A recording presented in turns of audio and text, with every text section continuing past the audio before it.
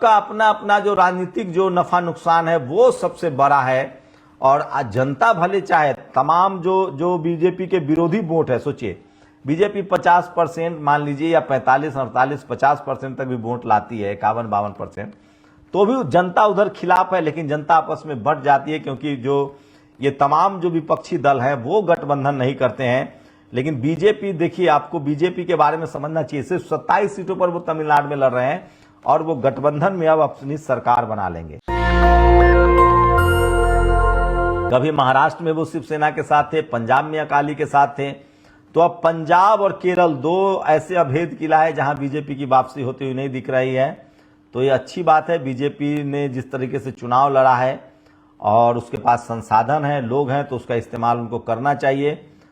तो बीजेपी जो है वो असम में अभी 92 और 150, तो बंगाल में बड़ी लीड की तरफ बीजेपी जा रही है। और अगर मैं चुनाव आयोग का डेटा देखूं वो क्या कह रहे हैं, उससे लगभग साफ हो जाएगा।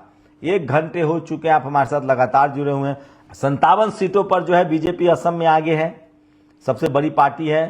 केरल में कांग्रेस के लिए अच्छी खबर है, 50 सीटों पर वो आगे हैं और लेफ्ट दूसरी पार्टी पर है। पुडुचेरी में जो है बीजेपी 1 सीट पर आगे है, गठबंधन की सरकार वहां बन सकती है। तमिलनाडु में डीएमके पिछड़ गई है, टीबी के सबसे बड़ी पार्टी बन गई है थलापति विजय, और जयललिता की पार्टी के साथ गठबंधन में आकर वो अपनी सरकार बना सकते हैं। तो डीएमके वहां पीछे चली गई है, वहां लोगों ने सत्ता बदल दिया है। और बंगाल में 32 सीटों पर बीजेपी आगे है। ये 10 बजे तक का रुझान है जो मैं आपको बता रहा हूं, लेकिन टीवी अखबार के रुझानों की मानेंगे तो बीजेपी की वापसी हो रही, बीजेपी बंगाल जीतने जा रही है। और उनके रुझान के हिसाब से, टीवी अखबार के रुझान के आगे से ममता बनर्जी काफी पीछे चली गई है। 150 सीटों पर बीजेपी आगे दिख रही है, मतलब बीजेपी ने बंगाल जीत लिया है। अगर अभी के रुझान अगर बाकी रह गए तो 12 बजे 1 बजे तक सब कुछ साफ हो जाएगा। तो सोचिए, शुरुआती 1 घंटे में पलट गया है खेल। टीएमसी 147 और 109, ये पता नहीं डीबी लाइव कैसे दिखा रहे हैं। इनका कहना है कि अभी भी बीजेपी वहां 109 पर है। असम में जो है वो कांग्रेस की सीटें थोड़ी बढ़ती हुई दिखाई दे रही है, लेकिन ऐसा कुछ है नहीं। तमाम टीवी अखबार, टीएमसी 109 और बीजेपी 118, तो कहीं कांटे का मुकाबला है, कहीं इस तरह से तमाम खबरें जो हैं चल रही है। लेकिन अभी बहुत खेल बाकी है। तमाम चैनलों पर अपने अपने रुझान के हिसाब से खबरें दिखाई जा रही है। ये तमाम चैनल जो है वो अपने अपने हिसाब से, ये देखिए टीएमसी 119, बीजेपी 105, तो अभी बहुत खेल बाकी है और अभी थोड़ा सा धैर्य रखना पड़ेगा। आज तक के हिसाब से 104 ममता बनर्जी, 122 बीजेपी है। तो अभी भी ममता बनर्जी रेस में तो है, कोई लैंडस्लाइड विक्ट्री नहीं दिख रही है।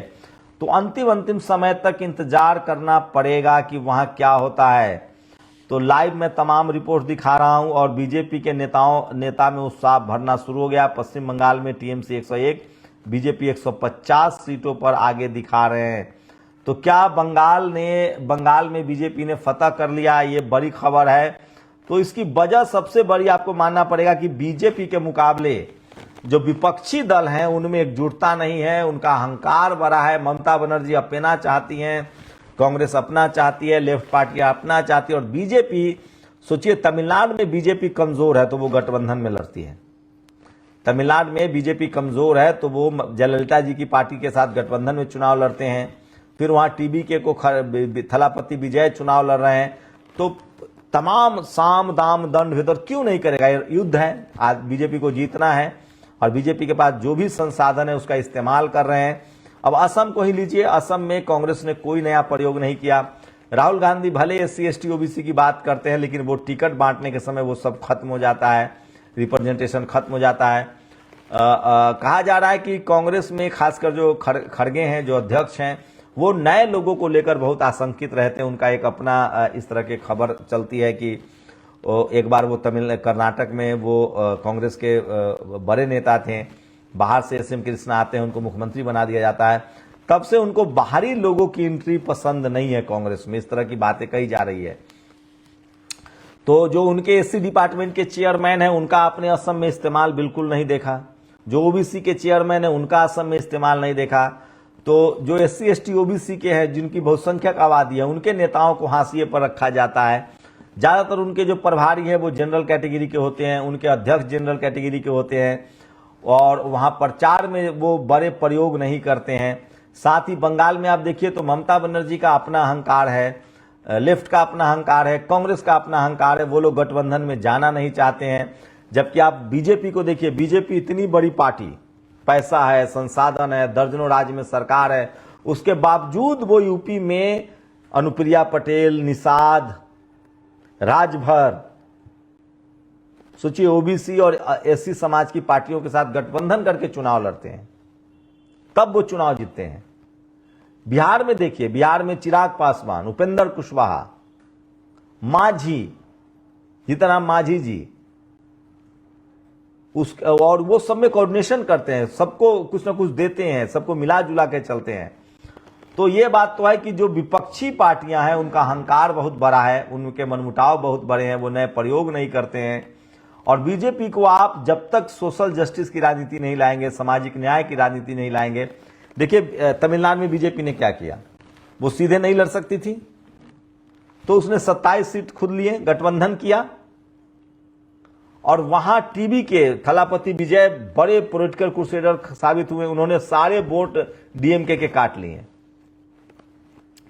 तो जो विपक्षी दल है उनका गठबंधन का जो इरादा नहीं रहता है, वो बीजेपी को अब भारी बहुमत की तरफ वो बढ़ रहे हैं, और बीजेपी लैंडस्लाइड विक्ट्री की तरफ बढ़ रही है। ये बात सच है कि बीजेपी ने अब बंगाल जीत लिया है। जो शुरुआती रुझान दिखा रहे हैं, बीजेपी ने अर्नब गोस्वामी तो एक कान में, अभी भी अर्नब गोस्वामी बहुत सब्र रखे हुए हैं, वो नहीं चाहते हैं कि इस बार कोई जल्दबाजी में फैसला हो। तो बंगाल नतीजों की उल्टी गिनती शुरू हो गई है और बड़ी खबर है, तो सोचिए। और AIDM तमिलनाडु में बीजेपी की वापसी हो रही है डीएमके के साथ मिलकर। तो तमिलनाडु में तो खैर हर 5 साल पे बदल दी जाती है सत्ता, वहां पिछली बार AIADMK थी, फिर अब DMK आ गए हैं। तो बंगाल में तो कोई, तमिलनाडु में तो कोई भी पार्टी कंटिन्यू नहीं करती है, वो 5-5 साल पर बदल देते हैं। तो बंगाल में भी बीजेपी ने अब लगभग जीत की तरफ बढ़ गई है, और 4 राज्यों में बीजेपी जीतती हुई दिख रही है। तो इसकी सबसे बड़ी वजह आप मान सकते हैं कि जो विपक्षी दल हैं, उनके जो नेता हैं, उनका अहंकार बहुत बड़ा है। वो आपस में, सोचिए, बंगाल में लेफ्ट कांग्रेस और ममता तीनों अलग लड़ रही थी। ममता ओवर कॉन्फिडेंट थी, उनको लगता था कि वो चुनाव जीत जाएंगी, लेकिन अब ममता अच्छा लड़ी है, 100 सीटों के आसपास दिख रही हैं, लेकिन 294 में लगभग 150 का आंकड़ा जो है वो बीजेपी पार कर रहा है। तो ये बड़ी खबर है जो मैं आपको बता रहा हूं। और वहां पर कहा जा रहा है कि शेड्यूल कास्ट के कोई मुख्यमंत्री बनाए जा सकते हैं बीजेपी की तरफ से, क्योंकि बीजेपी के पास कोई शेड्यूल कास्ट मुख्यमंत्री नहीं है। तमिलनाडु में तो लगभग तय है कि थलापति विजय मुख्यमंत्री बन सकते हैं, असम में उनके मुख्यमंत्री तय हैं, असम में हेमंता बिस्वा शर्मा, और तमिलनाडु में थलापति विजय मुख्यमंत्री बन सकते हैं। तो कहा जा रहा है कि बंगाल में, चूंकि यूपी का चुनाव है, यूपी में दलित समाज का वोट बड़ा फैक्टर है, और अभी तक बीजेपी जो है वो बिहार में एक दलित मुख्यमंत्री बनाना चाहती थी, लेकिन सम्राट चौधरी वहां मुख्यमंत्री के बड़े दावेदार थे ओबीसी समाज से। तो क्या बंगाल में बीजेपी पहली बार, चूंकि अब तक वहां जनरल के मुख्यमंत्री बनते रहे हैं, तो क्या बंगाल में पहली बार बीजेपी एक शेड्यूल कास्ट मुख्यमंत्री या ओबीसी मुख्यमंत्री बना सकती है? ये एक बड़ा फैक्टर है। और ममता बनर्जी लगभग कहा जा रहा है कि अब वो चुनाव हार चुकी हैं। शुरुआती जो 2 घंटे के रुझान है 8 से 10 के बीच में, उसमें ममता बनर्जी जो है वो पीछे छूट गई हैं, तमाम टेलीविजन चैनल के रिपोर्ट्स में वो पीछे छूट गई हैं। ये सबसे बड़ी खबर बता रहा हूं। लेकिन प्रज्ञा मिश्रा आपको जीतते हुए दिखाएगी, 130 सीटें दिखा रही हैं। सारे टेलीविजन चैनल जो है वो हरा रहे हैं। अजीत अंजुम जो है उन्होंने भी मान लिया है कि बीजेपी जो है वो आगे बढ़ रही है। तो बीजेपी जो है 150 के आंकड़ा पार कर रही है। तो मैं कोई भी गलत जानकारी आपको नहीं देना चाहता हूं, अपने दर्शकों को ठगना, गलत जानकारी देना भी ठीक नहीं है, सिर्फ व्यूज के लिए। तो मैं फिर कह रहा हूं, बंगाल में ममता बनर्जी जो है वो बहुत पीछे हो गई हैं, और बीजेपी जो है वो बहुमत की संख्या को पार कर गया है। वही तमिलनाडु की अगर बात करें तो थलापति विजय मुख्यमंत्री बन सकते हैं।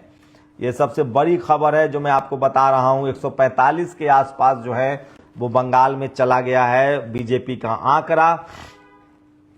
तो तमाम लोग जो कयास लगा रहे थे वो हुआ है। इसका मतलब है कि एसआईआर के बाद अब आप बीजेपी को नहीं हरा सकते हैं अगर जब तक विपक्षी दल।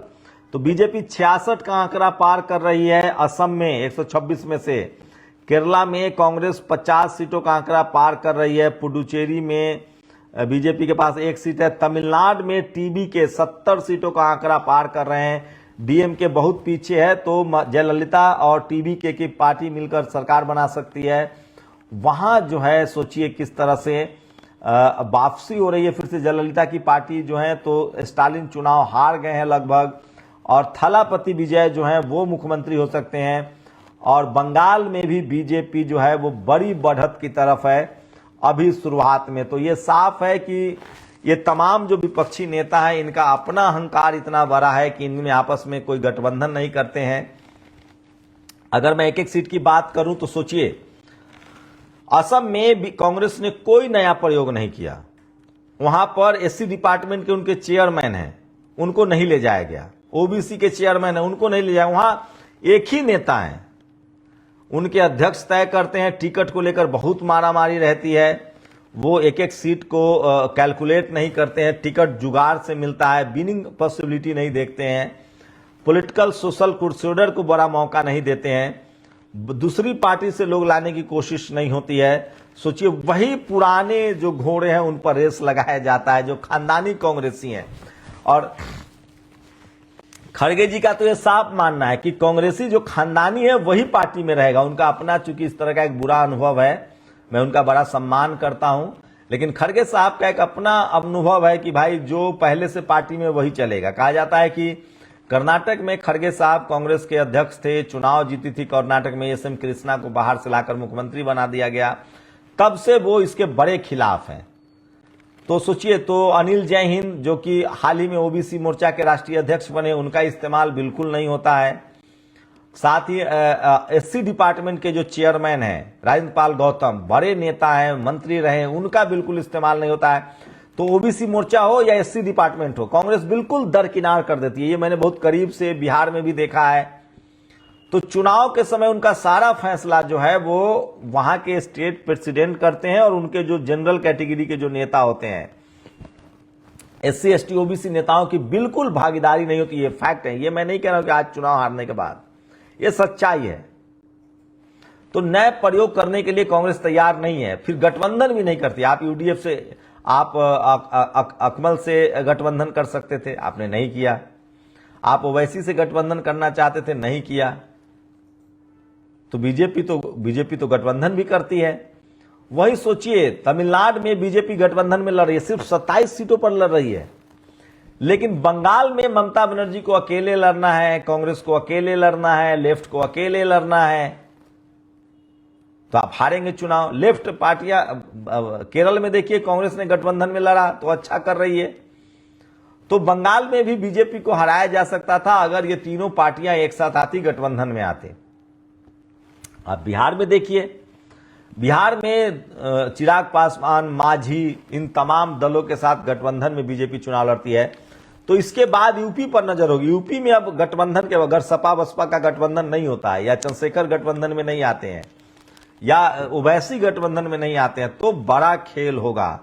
तो विपक्षी दलों के टूट गठबंधन न करने की वजह से, चूंकि बीजेपी के पास एक बड़ा वोट बैंक है,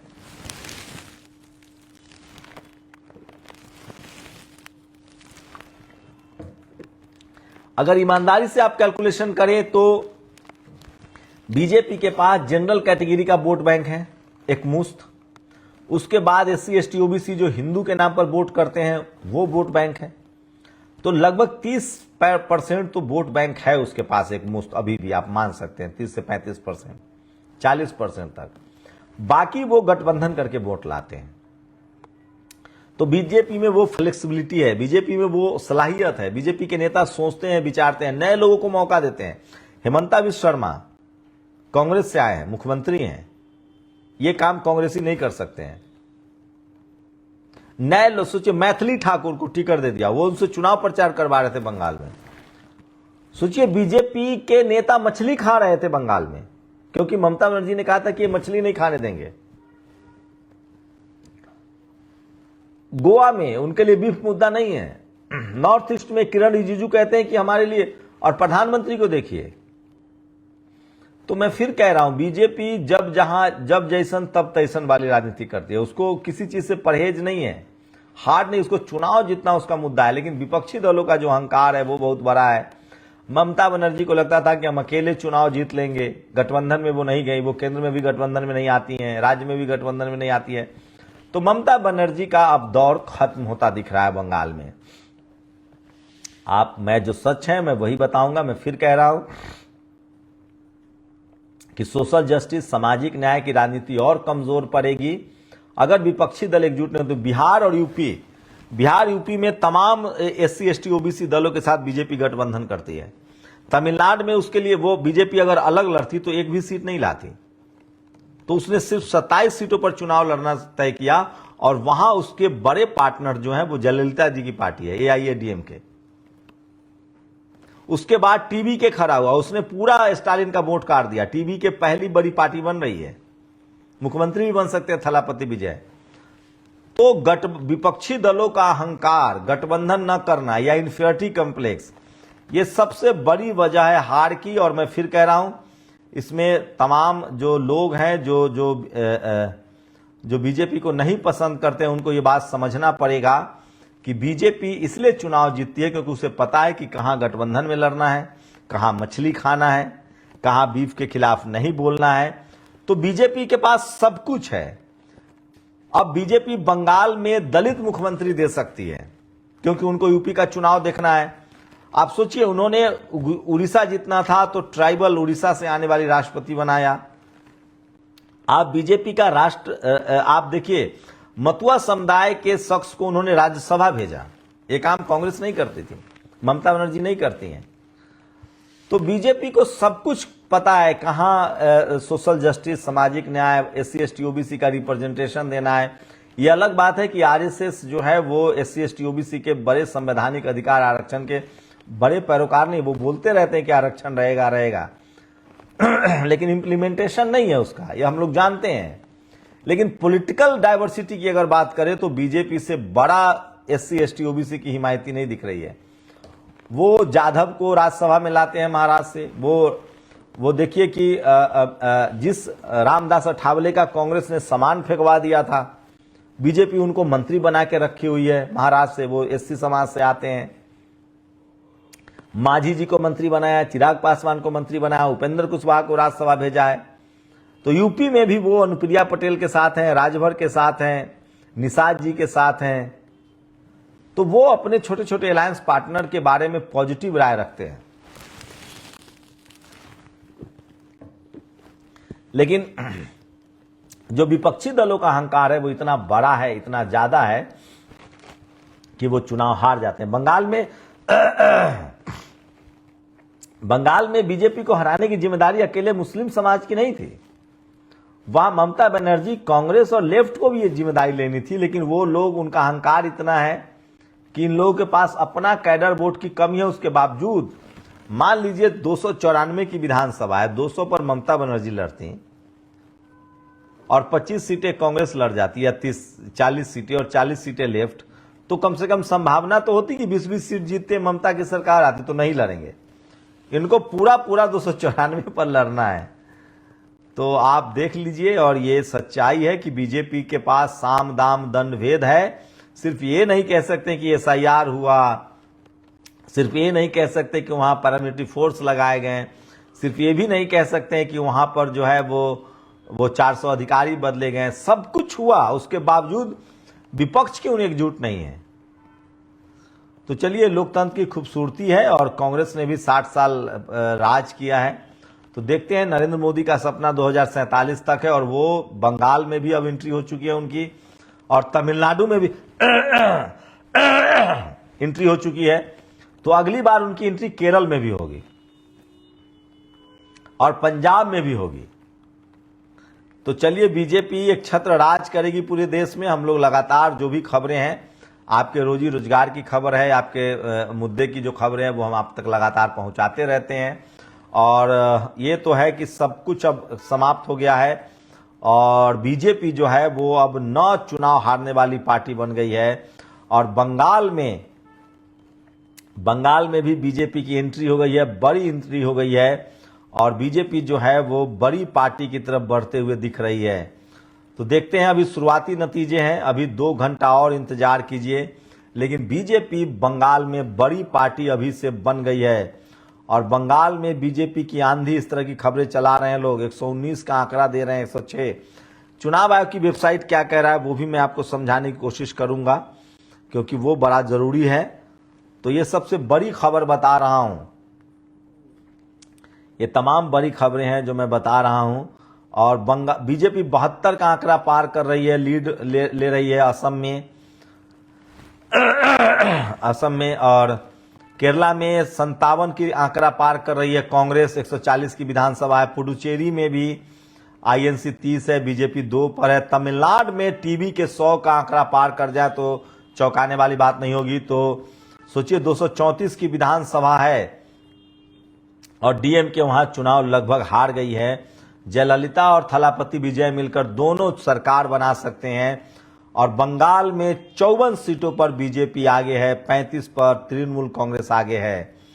तो लगभग अब मान लीजिए कि जो शुरुआती ट्रेंड है उसके मुताबिक बीजेपी की एंट्री बंगाल में हो चुकी है, मजबूत एंट्री हो चुकी है।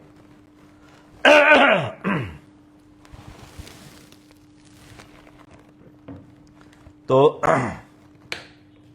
अभी 11 बजे तक लगभग और चीजें साफ हो जाएंगी। लेकिन सवाल तो है कि आखिर जो विपक्षी दल हैं वो क्यों नहीं गठबंधन करते हैं। तो बीजेपी में सारी सलाहियत है, उनके पास हिंदू मुस्लिम कार्ड है जिसकी वजह से जनरल का वोट जाता है, एससी एसटी ओबीसी का वोट भी उनके पाले में जाता है हिंदू के नाम पर।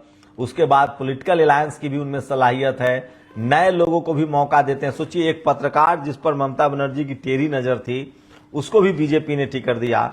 वहां पर कुछ एससी समाज की महिलाएं जिनका कोई पॉलिटिकल अनुभव नहीं था, लेकिन चूंकि वो विक्टिम थी, उनके नाम पर बहुत सारा प्रोटेस्ट हुआ था, बीजेपी ने उनको लाकर टिकट दिया।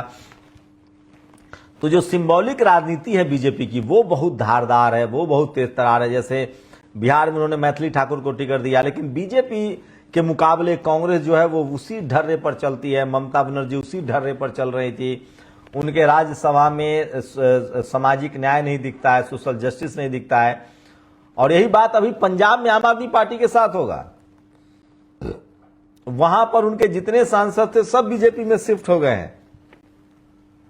तो मान के चलिए कि बीजेपी जो है वो लंबी रेस का घोड़ा है और जब तक अमित शाह और नरेंद्र मोदी की जोड़ी है तब तक आप मान सकते हैं कि बीजेपी को अब हराना मुश्किल ही नहीं, नामुमकिन है।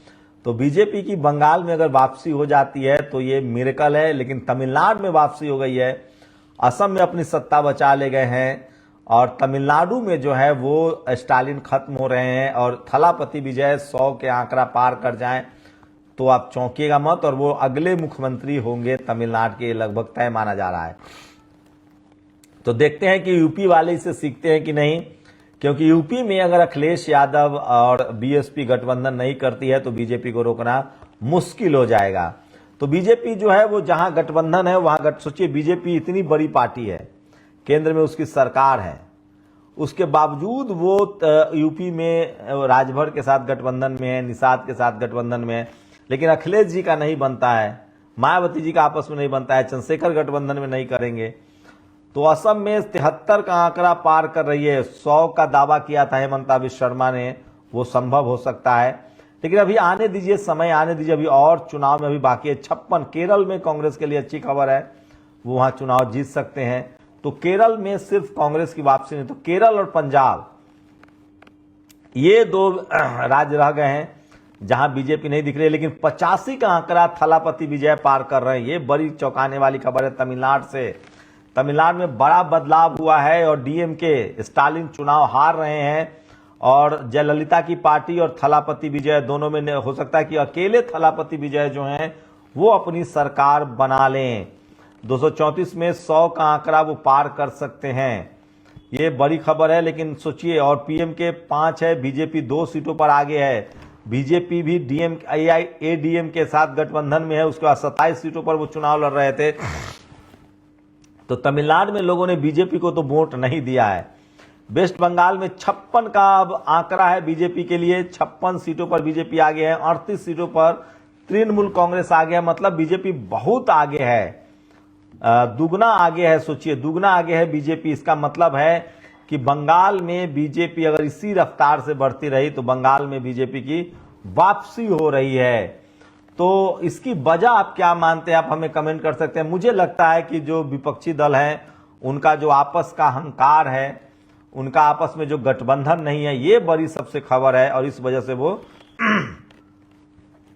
ये सबसे बड़ी खबर है जो मैं आपको बता रहा हूं। तो ये तमाम बड़ी खबरें हैं और इसी से आप अंदाजा लगा सकते हैं। तो बंगाल में बीजेपी की वापसी हो गई है, 150 से ज्यादा सीटों पर आगे हैं।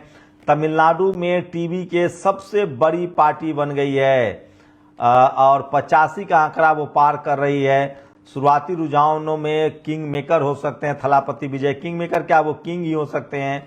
बंगाल तो बीजेपी के लिए सबसे अच्छी खबर है, बड़ी खबर है कि केरल के बाद वो सारे राज्यों में उसकी वापसी हो रही है। बंगाल में वो चुनाव जीतने जा रहे हैं। बंगाल अभेद किला बना हुआ था बीजेपी के लिए और उसने बड़ी मेहनत की थी और वो वहां पर अपनी सरकार बनाते हुए दिख रहे हैं।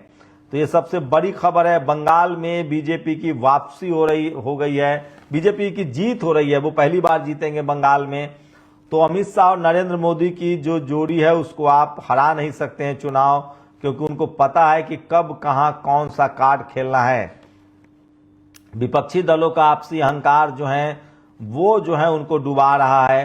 तो धीरे धीरे इसे तो अब बंगाल जो है वो बीजेपी जीत रही है, ये लगभग अब पता चलने लगा है शुरुआती रुझान से।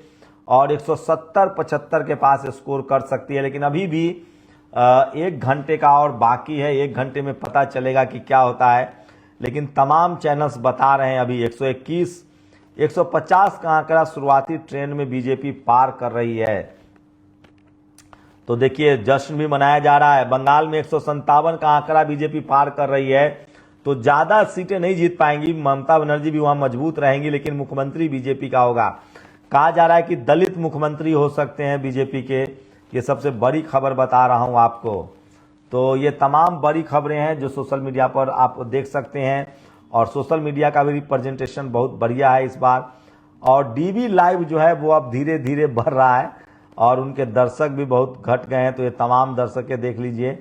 ममता बनर्जी सोचिए, जी न्यूज जो दिखा रहा है 163 सीटें दिखा रहा है। तो बीजेपी चुनाव जीत रही है, बीजेपी अब लगभग चुनाव जीत गई है। ये सबसे बड़ी खबर बता रहा हूं कि बीजेपी अब लगभग चुनाव जीतती हुई दिख रही है। लेकिन सवाल है कि मुख्यमंत्री कौन होगा बंगाल में। कहा जा रहा है कि बीजेपी ने तय कर लिया है कि यूपी को ध्यान में रखते हुए शेड्यूल कास्ट मुख्यमंत्री होंगे।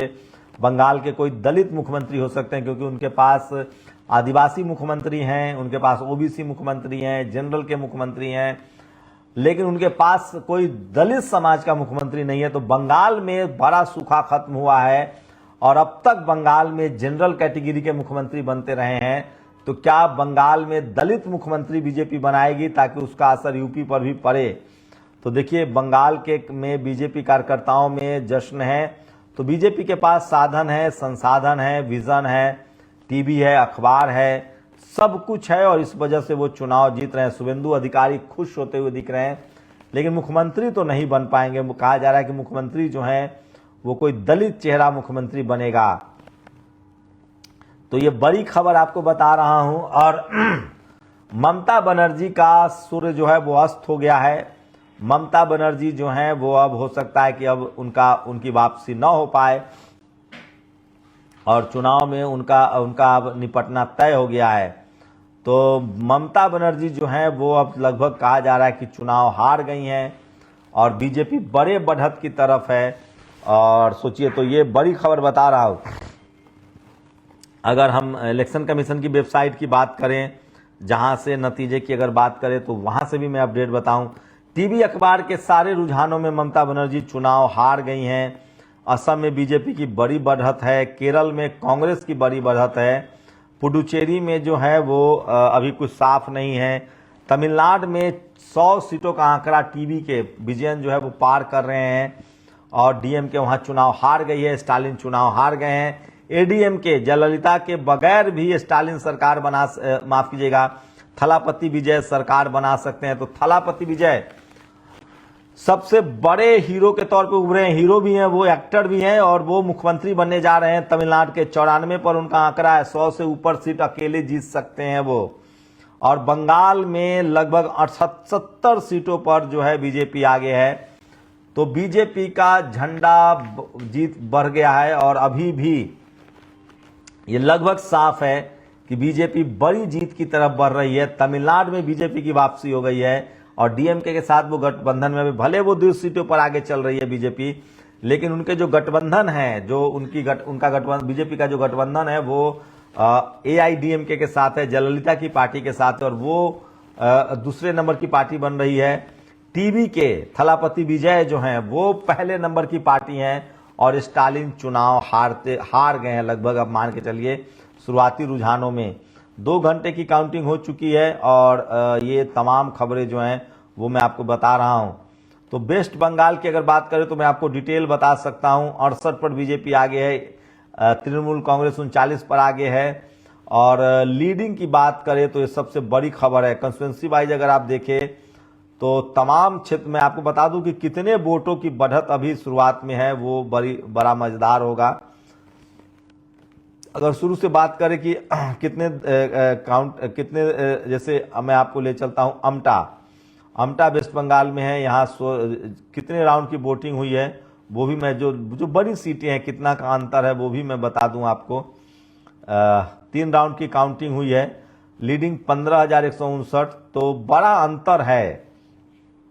भारतीय जनता पार्टी के जो कैंडिडेट हैं उनमें बड़ा अंतर है। और सोचिए कांग्रेस ने बड़ा खेल बिगाड़ा है। एक विधानसभा की चर्चा बता रहा हूं, देखिए ये विधानसभा में बता रहा हूं, असेंबली है बाघमुंडी, ये वेस्ट बंगाल का विधानसभा 240 नंबर का। यहां कांग्रेस के उम्मीदवार को रहीदास महतो, वहां ओबीसी को जमकर वोट टिकट दिया है बीजेपी ने, शेड्यूल कास्ट के लोगों को टिकट दिया है। सोचिए मंडल महतो को बड़ा टिकट दिया है। सोचिए मैं आपको बता रहा हूं, राहीदास महतो को वहां 15,159 वोट मिले हैं, सुशांत महतो को वहां 8,863 वोट मिले हैं और नेपाल चंद्र महतो को वहां कांग्रेस ने 7,000 वोट काट लिए हैं तीसरे राउंड तक। तो ये बड़ी खबर है और इस वजह से बड़ा नुकसान हो रहा है। तो कांग्रेस, ये तो एक विधानसभा है, मैं कुछ और विधानसभा की बात करूंगा। भवानीपुर भी मैं आपको ले चलूंगा कि भवानीपुर में क्या चल रहा है। भवानीपुर जो है वहां से पूरे देश की नजर है कि भवानीपुर में क्या हो रहा है। तो ये देखिए भवानीपुर 159 नंबर की सीट है, यहाँ पे शुभेंदु अधिकारी को 6,380 वोट मिला है। ममता बनर्जी पीछे चल रही है भवानीपुर से, देखिए ये देखिए 6,380 वोट है शुभेंदु अधिकारी को, ममता बनर्जी को जो वोट है वो 4,822 है। दूसरे राउंड की गिनती हो चुकी है भवानीपुर में, दूसरे राउंड की गिनती हो चुकी है और वहां पर सीपीआईएम ने 104 वोट लिया है। यहाँ कोई ज्यादा नुकसान तो नहीं कर रहे हैं, लेकिन अभी दूसरे दौर की वोटिंग हुई है, 1500 अंतर है। पिछली बार भी शुभेंदु अधिकारी ने ममता बनर्जी को हराया था, इस बार भी वो भवानीपुर से लड़ रही हैं तो उनके खिलाफ वो लड़ रहे हैं। एक जगह एक विधानसभा में एक ट्रेंड बता रहा हूं, भतार विधानसभा, ये देखिए भतर करफा सोमेन नाम है भारतीय जनता पार्टी का, 9,585 वोट है और एआई कोनेर शांतनु 650 वोट। और तो ये देखिए किस तरह से ये बड़ी खबर है जो मैं आपको बता रहा हूं। तो बड़े अंतर हैं विधानसभा में। ये देखिए पहले जहां जहां काउंटिंग हो रही है, मैं कुछ ऐसे रैंडम मैं कुछ विधानसभा उठा रहा हूं और उस जहां एक राउंड 2 राउंड की काउंटिंग हुई है उसकी मैं बता रहा हूं। दार्जिलिंग सीट आपको लेकर चलता हूं, सोचिए 3 राउंड की काउंटिंग हुई है। विजय कुमार रॉय वहां 14,735 वोट उनके मिले हैं और भारतीय जनता पार्टी भारतीय गोरखा प्रजातांत्रिक मोर्चा के आगे हैं। भारतीय जनता पार्टी के नोमान राय दूसरे नंबर पर हैं। तो 8,000 vote Ajay Lucas Edwards independent हैं। तो ममता बनर्जी ने फिर से उनको अब लगभग ये तय हो चुका है। दमदम सीट देखिए, दमदम सीट में अभी कोई काउंटिंग के नतीजे नहीं आए हैं। तो इस तरह से बड़े अंतर हैं। भवानीपुर सीट से ममता बनर्जी पीछे चल रही हैं। और गोला पोखर देखिए, घोघट देखिए, घोघट में क्या है, 3 राउंड की काउंटिंग हो चुकी है। 19,706 वोट भारतीय जनता पार्टी की जो लीड का अंतर है वो बहुत ज्यादा है। तृणमूल कांग्रेस के डॉक्टर निर्मल माझी 11,000 वोट है उनके पास। तो अंतर बहुत ज्यादा है, ये देखिए, तो अंतर बहुत ज्यादा। और कई ऐसी पार्टियां भी खड़ी थी वहां जिसने अच्छा खासा वोट काटा है। अब आपको तमिलनाडु ले चलते हैं। तमिलनाडु में बड़ा खेल हुआ है, सबसे बड़ा खेल तो तमिलनाडु में हुआ है। और तमिलनाडु में टीवी के विजयन जो हैं, थलापति विजय, वो वापसी कर रहे हैं, वो मुख्यमंत्री बनने जा रहे हैं। ये बड़ी खबर है जो मैं आपको बता रहा हूं। असम में बीजेपी की जीत लगभग तय है। बंगाल में ममता बनर्जी जो हैं वो चुनाव में बहुत पीछे हैं, खुद भी चुनाव में पीछे हैं, उनकी पार्टी भी बहुत पीछे है। और तमिलनाडु में आपको लेके चलता हूं। तमिलनाडु का बड़ा मजेदार है, टीवी के 100 के आंकड़े पार कर रही है। सोचिए, 100 के आसपास पहुंच गए टीवी के। ADM के 61। तो ये बड़ी खबर है। DMK सिमट गई है, वहां कांग्रेस 3 पर सिमट गई है। तो टीवी के थलापति विजय ने अकेले किला फतह कर लिया है। कुछ आपको विधानसभा वहां कितना अंतर है सो देखिए। अलंदर में पहले दौर की वोटिंग हुई, युवा चेहरा सबको मौका दिया। देखिए, ये देखिए कितने युवा हैं। एम हरीश टीवी के उम्मीदवार है। 3646 वोट है, वहां अंतर थोड़ा कम है। AIDM वोट परसेंटेज भी अब लगभग पार्टी वाइज आने लगे हैं। तो ADMK को 23% है, AIFB को, बीजेपी को 3% वोट है, BSP को 0.012% वोट है। मैं बात कर रहा हूं। तो ऑल कॉन्स्टिट्यूएंसीज को अगर एट गैलेंस देखे तो ये तमाम खबरें जो हैं, ये सोचिए। तो तमिलनाडु में बड़ा मिरेकल हुआ है। और कितना अभी वहां भी शुरुआती रुझान है, कुछ अंदाजा तो होंगे, बदलेंगे। ये देखिए, द्रविड़ के अनियाकट्टू जो है विधानसभा है, वहां 7,699 वोट जो है वो DMK के हैं। और तमिल बेट्टी वहां दूसरे नंबर पर। सोचिए, सारे युवा उम्मीदवार हैं विजयन के, और वहां विजयन दूसरे नंबर पर है। तो विजयन जो है वो 100 से ऊपर सीटें पार करते हुए दिख रहे हैं। ये मिरेकल है, चमत्कार है। पहली बार पार्टी बनाई है, पहली बार चुनाव जीते हैं, और पहले ही बार में बड़ा खेल कर दिया है। सोचिए, तो अभी लेकिन वोटों का अंतर बहुत कम है। तमिलनाडु में अभी नेक टू नेक फाइट है, और वहां नेक टू नेक फाइट नहीं है, बहुत अंतर बहुत ज्यादा है रुझान में। लेकिन वोटों का जो अंतर है वो बहुत कम है। लेकिन अब कुछ हो, अब ज्यादा इसमें रुझान बदलेंगे नहीं। तो 12 बजे तक लगभग साफ हो जाएगा। लेकिन ये तय है कि ममता बनर्जी जो है वो चुनाव जीत रही हैं, जीतती हुई दिख रही हैं। कोई प्ले कर दिए वीडियो कटा? चेकिंग हो रहा है। तो उसी थंबनेल के साथ प्ले कीजिए। दूसरा वाला कहाँ कट रहा है? दूसरा वाला उठा रहा है। ठीक है। तो ये बड़ी खबर बता रहा हूं। आप हमारे सारे रुझान जो है वो हमारे नेशनल दस्तक के यूट्यूब चैनल पर भी देख सकते हैं। और ये देखिए कि शुरुआती रुझानों की मैं खबर बता रहा हूं। और ममता बनर्जी जो है वो बंगाल में हार रही है। बीजेपी, ये बड़ी खबर है जो मैं बता रहा हूं। तो सोचिए कि ये तमाम बड़ी खबरें हैं, और इसी से आप अंदाजा लगा सकते हैं कि क्या स्थिति बन रही है। और जरा पावर बैंक दीजिएगा पन्नी, उसमें से बैक से दो पावर बैंक हो। तो ये देखिए, ये सबसे बड़ी खबर बता रहा हूं आपको कि बड़ी उलटफेर है। और बंगाल को आपको फिर से ले चलते हैं। अगर चुनाव आयोग के आंकड़े ही देखें तो बंगाल में जो स्थिति बनी, 2 पावर बैंक होगा, 2 सिर्फ पावर बैंक लेके आए। यहाँ 2 बड़ी खबर बता रहा हूं। और बड़ा उलटफेर है, ये बड़ा उलटफेर है। तमिलनाडु में तो 100 के पार कर रहा है, 100 के पार आंकड़ा पार कर रहा है। ये बड़ी खबर है। 100 के आंकड़ा जो है वो पार हो रहा है। तमिलनाडु में टीवी के जो है वो अकेले जो थलापति विजय हैं वो बड़ा खेल कर रहे हैं। थलापति विजय जो है वो बड़ा खेल कर रहे हैं। ये देखिए, सोचिए 234 के विधानसभा है वहाँ, और 234 में जो है अकेले अपने दम पर वो गठबंधन की सीट जो है वो मजबूत तरीके से 100 सीटों पर थलापति विजय आ रहे हैं। तो थलापति विजय ने मिरेकल चमत्कार कर दिया है, पहली बार पार्टी बनाई है, चुनाव जीत रहे हैं, 100 सीटों पर उनकी गठबंधन आगे है। और वो अगर उनको बहुमत नहीं भी मिला तो एडीएमके के साथ वो मुख्यमंत्री बन सकते हैं, लेकिन मुख्यमंत्री तो अब तमिलनाडु को नया मिल गया है और थलापति विजय ही मुख्यमंत्री होंगे। ममता बनर्जी पर बड़ी बढ़त है और बंगाल में सीटों का अंतर भी बड़ा है, तो 100 के करीब आंकड़ा है। तो बंगाल में भी बीजेपी की वापसी हो गई है, ये समझ लीजिए। तो बंगाल भी बीजेपी जीत गई है, तमिलनाडु में बीजेपी की वापसी हो गई है। बीजेपी एक सबसे बड़ी अजेय पार्टी बन गई है।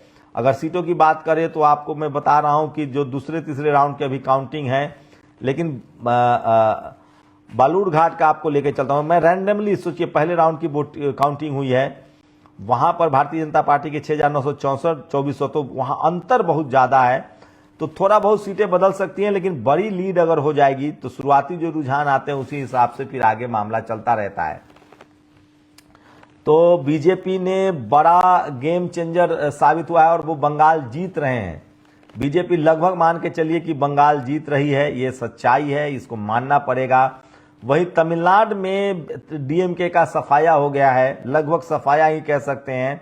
तमिलनाडु में डीएमके का सफाया हो गया है। कांग्रेस जो है वो सिर्फ उसके लिए एक अच्छी खबर है कि वो केरल में वापसी करने में कामयाब हो गई है। कांग्रेस ने केरल का चुनाव लगभग जीत लिया, 61 सीटों पर वो आगे हैं। लेकिन बंगाल में ममता बनर्जी चुनाव हार रही हैं, 100 के पार हो गया है, 50 सीटों का अंतर है। 48 पर तृणमूल आगे है, 100 सीटों पर बीजेपी आगे है।